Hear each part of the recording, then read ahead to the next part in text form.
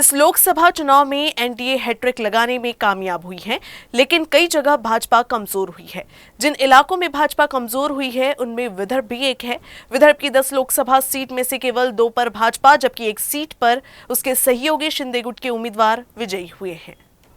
इस बार का लोकसभा चुनाव सत्ताधारी पार्टियों के लिए ही नहीं बल्कि कई बड़े नेताओं के लिए भी सबक है।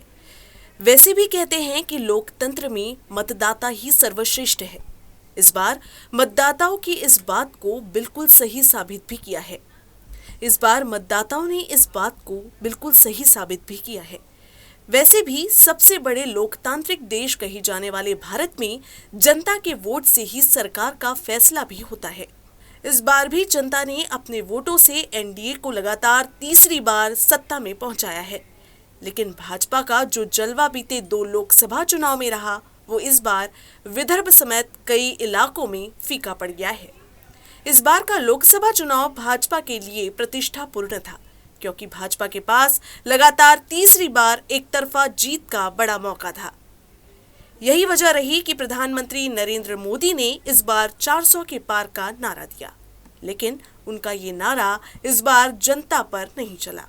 खासकर विदर्भ में तो भाजपा के 2 दिग्गज नेताओं के रहते हुए भी विदर्भ भाजपा के कमल को केवल 2 ही सीट पर खिला पाई, जबकि विदर्भ की 10 सीटों में से सिर्फ 3 सीटों पर ही एनडीए गठबंधन की जीत हुई। विदर्भ की 5 लोकसभा सीट पर भाजपा उम्मीदवार हार गए हैं, तो 2 सीट पर शिंदे गुट को हार का सामना करना पड़ा है, जबकि पिछले बार विदर्भ की 10 सीट में से 2 पर एनडीए की जीत हुई थी।